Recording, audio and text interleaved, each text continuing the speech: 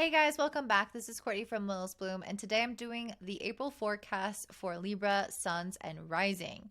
Before we jump in, I did want to say March was a super big month, and I have three important videos to watch that I will link down below. One of them is Saturn in Pisces, which it has moved here. It moved into Pisces in March and will be here for the next 2.5 years. The other is Pluto moving into the sign of Aquarius, which is going to be here for, I think, 20 years, which is a big deal. And then the last one is the Aries new moon, which actually represents the start of the astrological new year. So you'll definitely want to watch that one because it will kind of set the precedent for the rest of the year. All right, so we're about to jump in. I'm doing a monthly forecast because I did a poll on my YouTube channel and I pretty much got a 50-50 split between weekly and monthly videos. And I wanted to give this a try, experiment with this. Maybe I will do monthly overviews in general. I don't know. I'm kind of considering it. I don't really know. If you have an opinion, drop it down in the comments below to make sure your voice gets heard. All right. So we're starting off this month with Mercury moving into the sign of Taurus, which is in your 8th house. This is also making a square to Pluto in your 5th house. So my Libra risings, you might be feeling like you're a little bit more exhausted than normal with the 9 of Wands coming out, and with Mercury moving into your 8th house of shadows, you might start to feel like you're a little bit more in your head about things or a little bit more anxious or worried. The 9 of Wands, again, this is a card of kind of being exhausted, a little bit at the end of your rope, but not willing to give up. You're willing to persevere. And with Mercury in the 8th squaring Pluto, I think it might test your mental well-being and your patience at the start of April. With this square to Pluto in the 5th, I think it's ultimately trying to get you to live more in the moment and try to seek more of a sense of joy and pleasure out of life. But that might not come as easily to you with the 9 of Wands. Maybe you have a lot of responsibility. Maybe you have a lot of pressure. Maybe there's just kind of a lot going on and it feels like it's a little bit less attainable to reach towards that lighthearted, childlike, playful mindset right now. But I think ultimately that's what this is trying to help you do. On April 5th, we have your Mercury in Taurus in the 8th, sextiling Saturn in the 6th house. So if there are ways in which you guys are needing to make decisions about things, kind of decide how you think about something or feel about something, or decide to move in a certain direction, I feel like this is going to help on this day. When Mercury sextiles Saturn, we gain a lot of traction. We take our ideas from ideation into implementation. And this is super important. Mercury and Saturn coming together is what creates worlds, right? We don't want to stop at the idea phase, the contemplation phase, which again, I feel like you've kind of been like, oh my God, I have a lot to do. I have a lot on my mind. I have a lot on my heart. And then feeling a little bit overwhelmed, almost like maybe out of touch with your inner child or your inner playfulness. And then you're stepping into, okay, let's make a decision. Let's move forward with something. And I think that this will actually help you alleviate some discomfort if you have been really back and forth about a specific question, or if you're just confused, or if you have multiple options and you don't know the way forward, you don't know your path forward. I feel like on April 5th, you're going to gain more clarity around what that is. And I think you're going to be able to take a step and it will give you some kind of solid ground that will feel a lot better. We also have the Devil and the Queen of Swords. So I think you're going to be almost like laying down the law a bit with yourself or with others. The Devil card is really helping us stay in old cycles, old habits, old patterns where we have really limiting beliefs. We're really kind of constrained by our own fears and limitations. And that is very much Mercury in the 8th house. Like you are doing the depths of the shadows. Like your mind went into the darkness in some ways. And I really feel like that's meant to be drawn towards the light with the Queen of Swords. Like you're bringing your attention to it with truth and honesty and clarity about the situation. Have you been self-sabotaging? Have you been living in confusion because you don't want to make a certain mistake? Or maybe there's something more here than actually just what it seems in terms of not knowing. Like maybe the not knowing and the indecision has actually been stemming from a lot more fears and like crippling doubts. And I think you're going to again have a lot more clarity around that. And with Saturn in the sixth house, it's going to help you implement actions in your day-to-day life so that you can step out of that indecision, that lack of clarity, that self kind of I almost said self-sacrificing, but I really mean like self-containing type of energy. On the same day, April 5th, we have the Sun conjunct Chiron in the seventh house in Aries. I think this is going to help you also with relationships. If you found that other people in your life have maybe you haven't had the necessary boundaries with other people in your life. This could be clients, parents, family, friends, just any kind of relationship that's significant, especially your romantic partner. I feel like there needs to be greater communication with these people, more accountability. Like Chiron in Aries is really a wound of the masculine. When the sun comes here, everyone is going to be experiencing some type of revelation and healing within their internal masculine. This is going to come out within your relationships, and I think it's going to help protect you and create those necessary boundaries and communicate necessary needs so that not everything falls on your shoulders, or so that you feel like you are not holding up the world. Maybe you're really busy and you need to lay down the law with people in a certain way to protect your own energy. Again, definitely the masculine type of energy here. On April 6th, we have a full moon in Libra, which is in your first house. Really big deal. I'm not going to get into that because I'm going to do a whole video for that. But whenever there's a full moon in your first house, you are coming into some kind of culmination in your identity. Who am I? What do I want? Where am I going? What are my next steps? You can even have things come to fruition, like things that you've been wanting and desiring for a long time. A lot of self-realizations tend to happen. I have the universe card that I pulled here. So this could also end old cycles and help you complete something to move on to the next phase of your leveling up. On April 11th, we have the Sun conjunct Jupiter in Aries. This is, again, more healing, more wisdom, and more revelations in regards to the masculine, specifically within our relationships. So if you have, for example, always taken the kind of backseat as a Libra rising, this is it's a masculine sign, but it's a much more feminine energy. It's ruled by Venus. It really has the energy of passivity or letting somebody else take the reins or the lead. And that's also very much like Aries in the seventh house, because we look to others outside of us to take the initiative on things.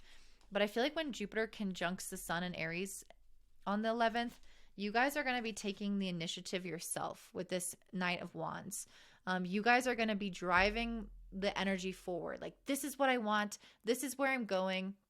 And you're kind of revving up your own engine and energy, and you're not just waiting to respond.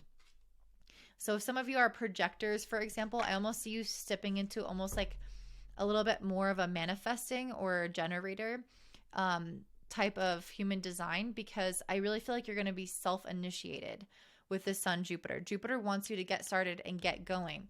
We also have the Ace of Pentacles. So I think there's going to be some kind of idea or opportunity or something that comes through that you're willing to act on, that you're willing to jump and leap towards, that you're not looking to the outside perspective. You're not looking, your relationships can support you, and you could even be working with someone, but I really feel like you're taking leadership.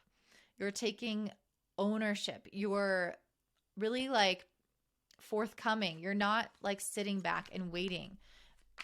I hope that's making sense. Venus is also moving into Gemini in your ninth house this day. So you're also getting a lot of ideas about how to achieve the things that you want through relationships, especially.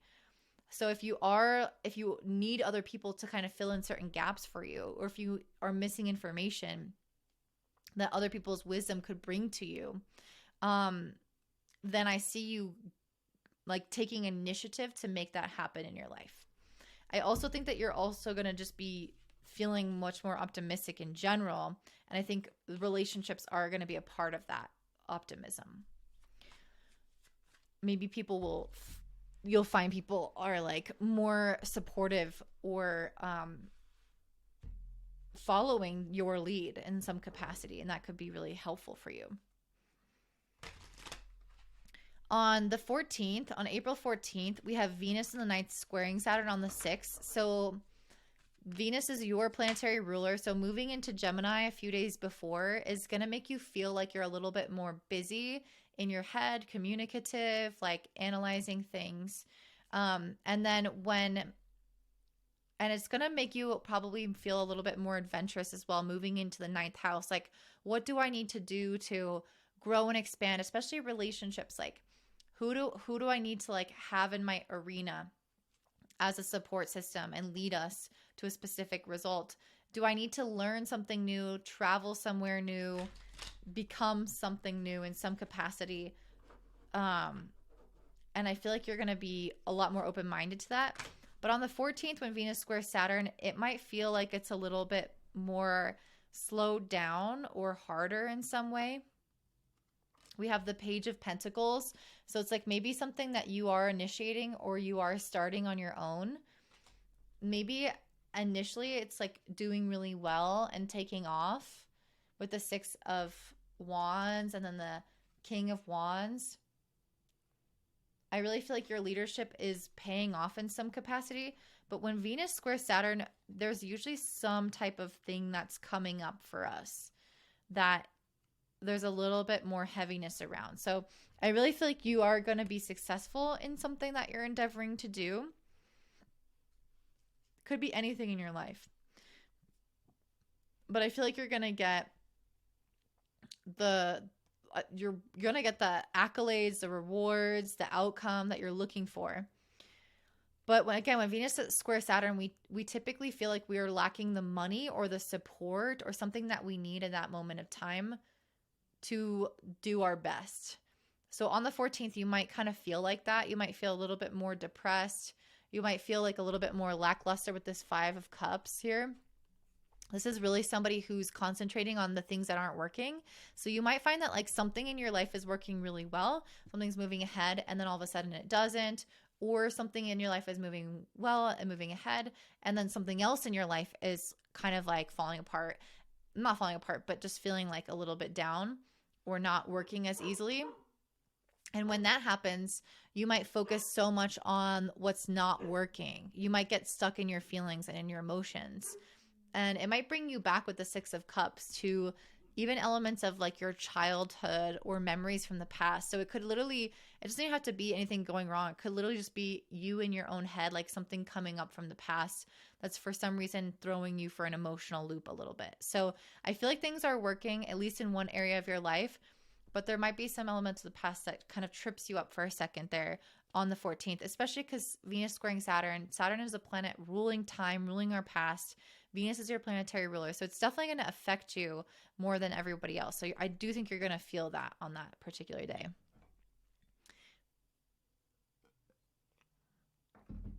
And then on the 20th, we have the Aries solar eclipse, which is a new moon happening in your 7th house. And that same day, the sun will also then move into your 8th house. So a really big deal. A solar eclipse is a huge deal. And it's happening in your relationship sector. So it is going to be really significant. It's one of the most important houses. So I really feel like you're going to notice that you have some big changes with people in your life. And this could literally represent how you relate to other people, or it could represent the other person entirely. But there's going to be some big changes, that's for sure. And we're going to get into that in a whole separate video. So just stay tuned for that. We also have the sun moving into Taurus, like I mentioned, in your 8th house. So this is a time in which we're going to kind of follow up where you've been with your head, doing all the self-reflection, the shadow work, all that stuff. I feel like you're going to then follow it up with the sun in the 8th house. And there can be a lot more clarity that actually comes from that. So it might be a good time to make sure that you are a little bit more connected to yourself emotionally. The 8th house is, in modern astrology, they link it with Scorpio. So, traditional astrologers don't do that. So if you're a traditional astrologer, pay that no mind. But it does have a similar kind of energy of these are our deeper emotions. These are our things that we're storing here, that we are that bring up feelings from the past. And I feel like with the Four of Swords next to the Ace of Cups, it's your time to do a little bit more like soul searching, to make sure that you have time to rest and reflect and be in your own energy. And that's kind of hard to do sometimes, but it's almost like you're creating some type of internal and financial stability when the sun moves into the eighth house. So this could look like making certain financial choices to invest in your future.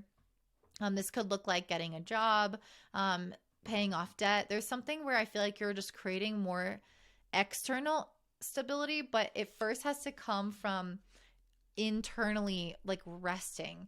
It's almost like you can't move forward to create that strong foundation for yourself if you don't know how you feel, if you don't know why you feel what you feel or where you want to go. It's almost like you need to do a double take to check in with your internal guidance system a little bit. And Mercury is also going to retrograde in your eighth house in the sign of Taurus on April 21st all the way until May 14th. So I do feel like it's a very similar energy to what I was saying before, like making sure that you are having some time to clear your head a little bit and understand like how you truly feel. But with Mercury, it's not just how you truly feel, but it's how you truly think, because Mercury is a logical thinking planet. So when it goes retrograde, it gives us the opportunity to redo something. With the eighth house, I feel like it's trying to really help you get your affairs in order with this Emperor card. Mercury is about that in general. If you have like a lot of undone tasks or things that have been scattered or that you've started and then dropped or didn't finish correctly or needs tending to, this Emperor card is very practically saying that it's important for your mental health to actually create some kind of structure, some kind of routine, some kind of discipline to make sure that this thing gets done or these things get done and kind of wrapped up to clear your headspace. Because I almost feel like if you have been lacking, this kind of came out in reverse. So if you've been lacking that structure in your life right now, I think it's really going to take a toll on you mentally. So with the Page of Swords and the Ace of Swords, I think it's going to help you clear up your mind. And that's part of what this period of time is about when Mercury goes retrograde. I think it's here to give you some new ideas and clear up your headspace. So it's almost like you're going in and like cleaning out all the cobwebs of your mind and being like, I was super worried about this task and I was super worried about that. And I've been having all this fear in my life and thinking too much ahead. And it's like really making sure that you take care of the things practically that need to be taken care of, because this is Mercury retrograding in Taurus after all, which is very financially related as well as related to our obligations and survival. So if there is something practical standing in the way from your feeling of being safe and well, then you need to tend to that.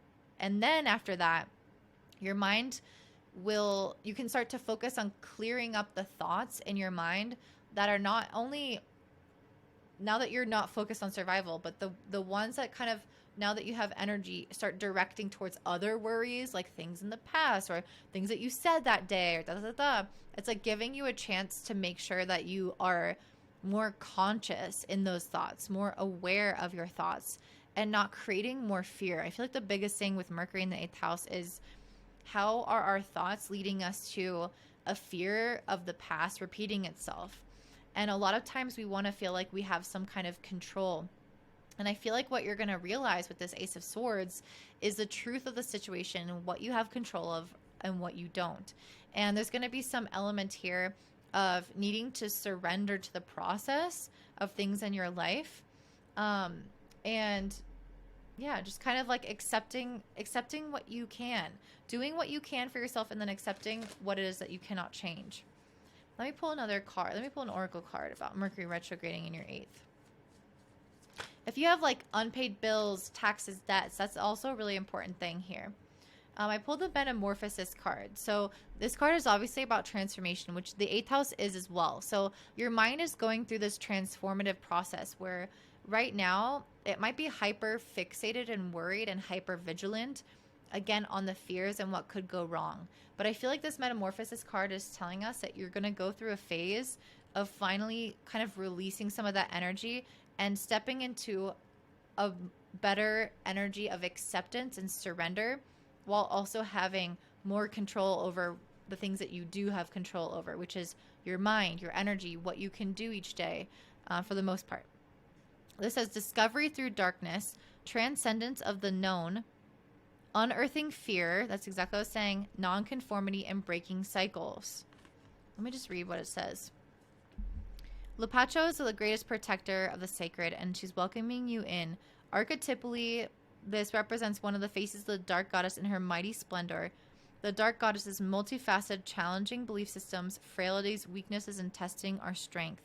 Like Pluto, she demands you rebel against the ignorance of the old self, learn paradigms that inhibit the splendor of your self-expression.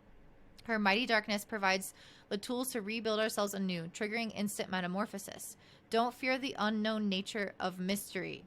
What was I saying about that? That's very similar to what I was saying. The cosmic womb in its darkness births all hidden potentials into existence. Trust and step in. You are being guided. Okay. I just feel like there's a lot of unknowns coming up for you guys. There's a lot of things that are outside of your control. We kind of started off this month with that Two of Swords of like, where do I go? What direction? This is the unknown of like, what's the future hold? And I really feel like some of you guys have been just super exhausted and almost like worried a little bit. And this is going to vary depending on what work you're doing on yourself and what you're not.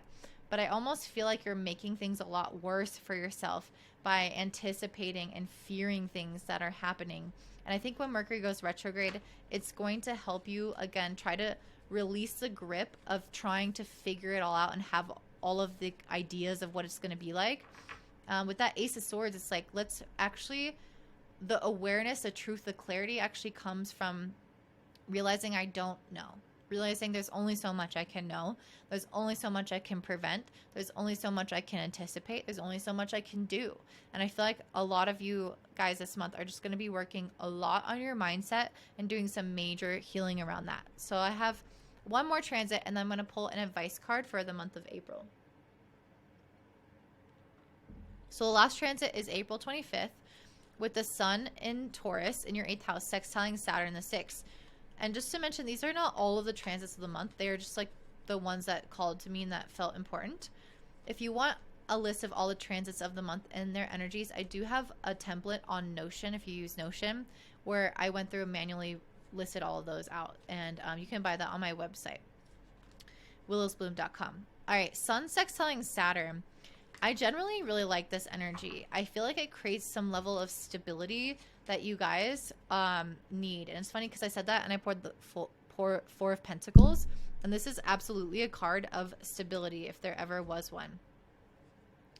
Oh my goodness. And I pulled the Nine of Swords. So I feel like this is helping stabilize you, but I also kind of feel like you guys are in this period of lack a little bit.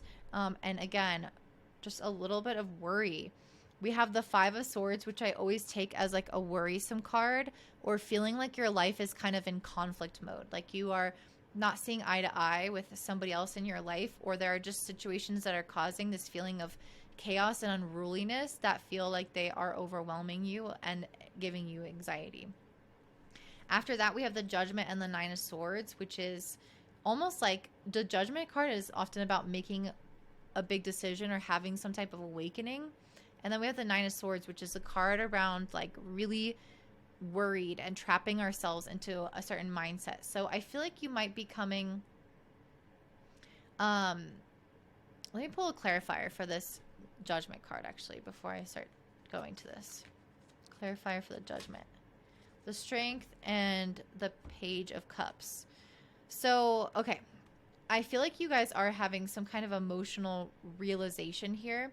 With the Four of Pentacles, I feel like you've been holding on with all of your might to create some sort of stability. And I think the sun sextiling Saturn will help this.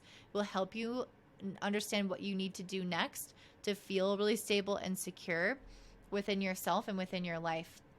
But I still think that your life is chaotic. I don't think that this structure that you're creating for yourself is going to be like smoothing all of the rough edges of your life. I think it's almost like keeping you, it's like the one string holding the kite that's whipping around in the sky, and it's tethering you and it's helping you remain, but your life is still like the kite whipping around in the sky. You're still grounded, but you're moving around a lot with the chaos, which is this Five of Swords. You're just kind of getting whipped around by the responsibilities and elements of life.